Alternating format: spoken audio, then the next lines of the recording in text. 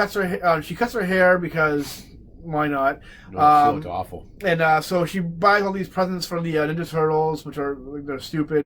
Don't push it, Leo. You can't leave home and come back expecting us to fall in line again like your little soldiers. Hey, I was training to be a better leader for you. Why do you hate me for that? And whoever said I wanted to be led? I'm better off calling my own shots now. Get used to it. You aren't ready. You're impatient and hot-tempered, and more importantly, I'm better than you.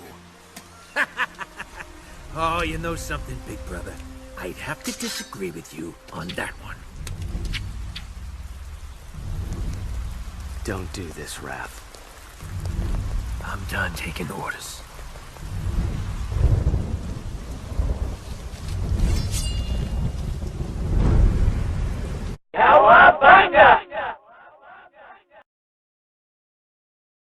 Hey guys, and welcome to part 2 of our Totally Turtles. Mike and Steve go to the movies.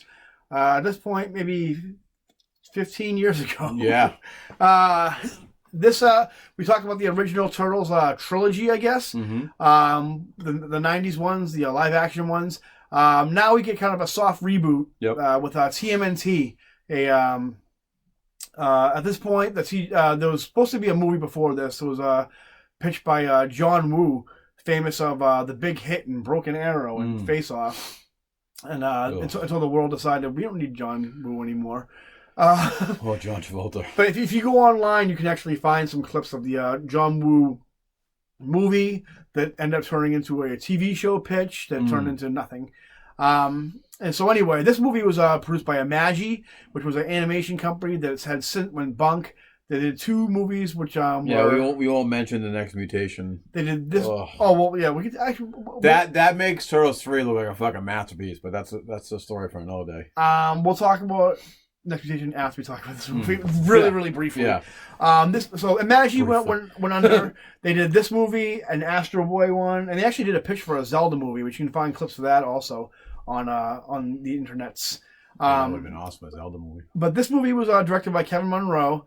I don't know what director. I don't know, but Kevin Monroe did it, and so this movie is based in the Ninja Turtles 90s movie continuity. It's all CGI. It was designed, and I think the art design was by Jeff Matsuda, who is famous for doing Jackie Chan Adventures, the Batman cartoon, not the Bruce Timm Paul Dini one, the one with that came on the WB later that had, I forget who did the voice, but it was actually Jackie Chan Adventure was pretty good. Jackie Chan Adventure was really good. This was actually a really good cartoon. The Batman was actually a really good cartoon too. Yeah. I liked a lot of the redesigns. Afterwards, I don't know what he did afterwards besides this movie. He did some comics also. He did some the Mangaverse stuff for Marvel. He also did Kaboom. I love those. I actually did really enjoy those Mangaverse stuff. Oh, me too. Yeah, that's people said it weren't good, but they don't know. People don't like anything. Yeah. So anyway, this movie came out in I forget what year it was. It had to come out in the 2000s, I think. It was early 2000s or mid 2000s. Because I remember taking mid 2000s had to be, because I remember taking both my kids to go see this movie for a midnight showing, and they were very young at the time too. I think my daughter was like maybe 12, and my son was, I don't know, maybe 6. And people were looking at me like, "What? Like either he's a really cool dad, or like he shouldn't have kids." Yeah. I bet he's divorced and he's taking the kids for the weekend. He's shut. I know. So this movie came out. None of the original cast, as far as voices, came back. You had a couple of celebrities. Sarah Michelle Gellar played April. Chris Evans as Case Jones. Casey, yeah. Patrick Stewart as I think, what's the guy's name? Do you remember? Even though this is like my second favorite movie, I couldn't even tell you. I can't think of his name either. The story revolves around the Turtles adjusting to, the fall of the foot, trying to live normal lives. Donnie's a IT guy. Yeah. Mikey puts on a Turtles helmet, which I always thought parties. I always thought it was like a callback to Ghostbusters 2, where they're doing the party, and no one gives a shit, and they beat the crap out of him. Leo's living in the Amazon. Yeah, he's training in the Amazon. Yeah. Ralph is playing a Night Ranger, I think. Night Watcher. Yeah, Night Watcher, a superhero in New York. He's being a vigilante. Yeah. April O'Neil works for Patrick Stewart's character. who's like a museum. I can't think of it. He's just some rich, like eccentric guy, Yeah. billionaire. Casey Jones, and just like in the comics, Casey Jones and April hooked up, Yep. and they're living together. And he just kind of like helps April around, and just like he's like the Uncle Rico Yeah. of the where he's just like reliving the glory days. Splinter. I bet I could throw it over that mountain range. One of my favorite parts of that movie, I digress as always, when he takes Kip's steak and throws it at Napoleon. I'm like, he couldn't take his own. Oh, he Napoleon. fucking takes I didn't know the Kip's. Turtle movie. I'm like, No, just sorry. That was my favorite part of the movie. So anyway, we set the movie. It has Leo. He's in the in Central America. He's kind of like this urban legend around there, as far as like weapons traffickers and that kind of thing. April ends up hearing stories about him and kind of goes looking for him. Finds Leo, tells him how shitty things are with the turtles, how they're kind of all growing apart and everything's like horrible. Even like the design of the turtles, like sleek, Really like, good, yeah. lean, not huge design that I love that they did. They kind of did that with the original 3. Yeah. And with the computer animation, they perfected it with this. They made them look like turtles, but they were sleek. I can't describe it. You gotta watch it, but they look awesome. They did a really good job. I wish Imagine didn't go under because it seemed like they were really interested in making a lot of movies with a lot of properties that people wanted to see in animation. So while April's in Central America, she's picking up these statues for I want to say the guy's name is Ducard. Yeah. But it might not be. Anyway, so he gets these statues, which apparently are like his his like it used to be part of his like tribe back in the day. Because apparently this guy Ducard is like let's call him Ducard. Yeah. Is this immortal from who made this deal where he could be immortal, but his friends had to turn to stone. He's trying to reverse the whole process so he can finally die and go to the next world.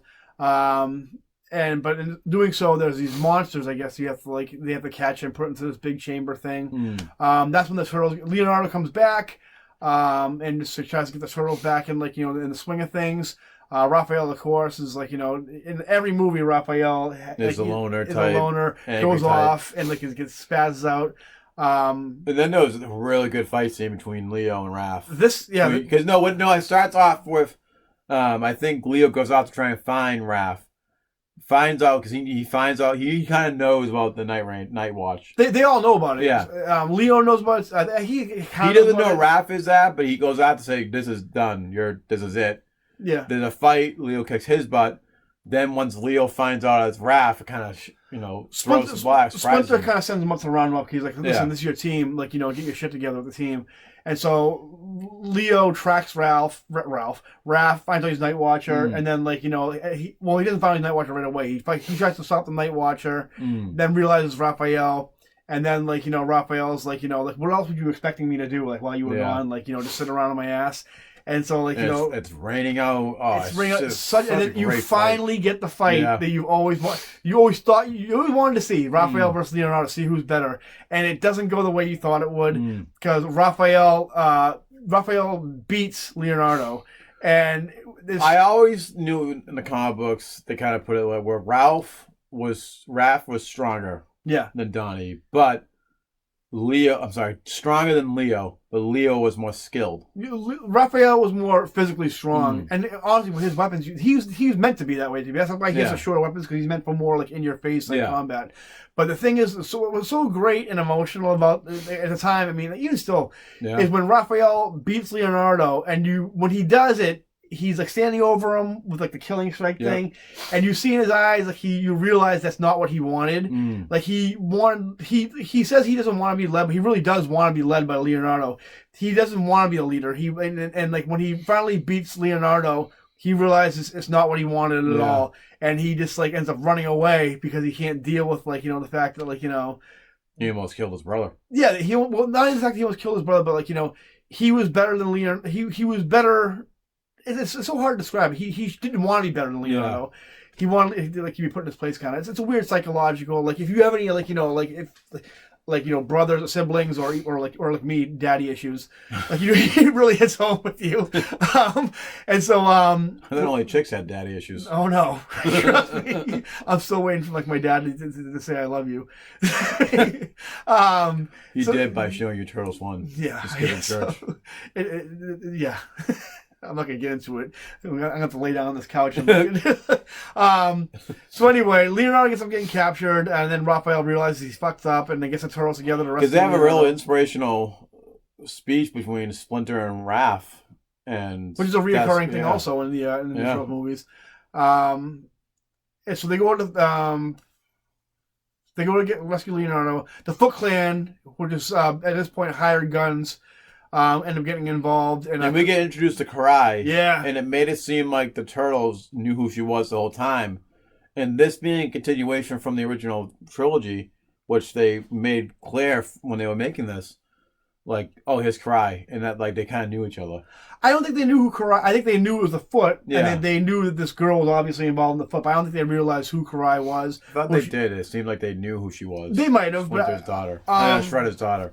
Because in Rokusaki's daughter and stuff like that, and they actually do a little foreshadowing that Shredder might either still be alive or they might be bringing him back to life or whatever. Because they really dipped into the comic book too with this more than, and they really wanted to do a sequel, a new trilogy of this, and it would have been phenomenal. Yeah. I don't know if it was maybe because, one, the villains weren't that great, and the fact that maybe the studio went under. But overall, this was a really good movie. It did pretty well. I think it's because the studio went under, which is a shame because it would have been great. They had nice callbacks to the comics, to the cartoons, to the original movies. Because at the one point at the very end where Raphael kind of puts up his what are they? Yeah, they. So at the end, when they get that together, they stop the immortal guys.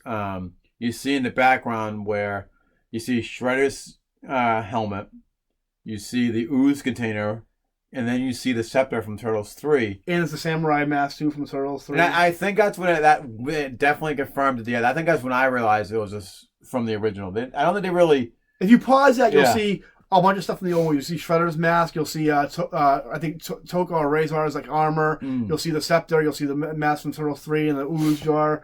So I mean, it definitely takes place within that continuity. Because Raph puts his Night Watcher helmet on, and then you see Mikey come in with his Turtles helmet. And they also make reference to the fact that Shredder's dead too.